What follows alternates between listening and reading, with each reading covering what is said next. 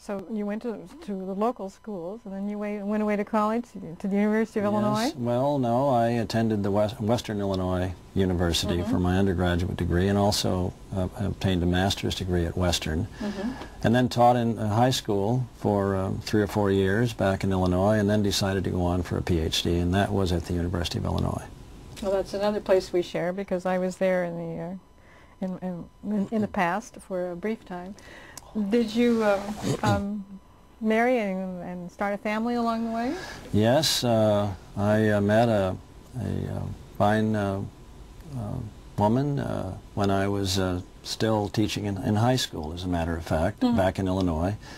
We were married in 1964, and shortly after that is when we decided high school teaching was not necessarily where we wanted to spend the rest of our life, and went back to the university at that time. I have 2 children. And you got your degree in public policy, specializing in agriculture policy? My home department was political science. This is at the University of Illinois, but it was an interdisciplinary degree. I worked a lot with people in sociology and agricultural economics, and got the degree at a time when something called public policy was emerging as almost a separate discipline. It certainly has become that now. So I think of myself as having gotten a degree in public policy with an emphasis in agricultural policy.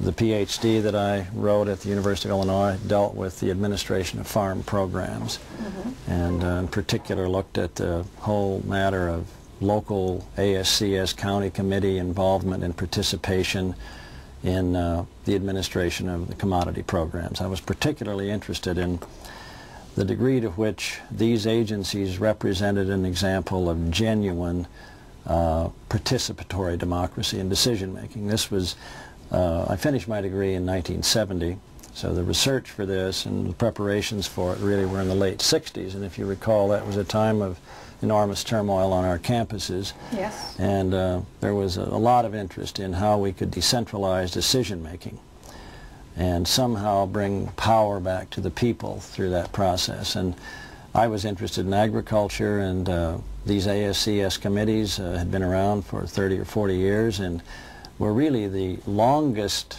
existing example of bona fide, formal, participatory administration. So it seemed sensible to take a look at how that worked, and that's what my research at Illinois involved. Did you feel encouraged by what you found, or discouraged?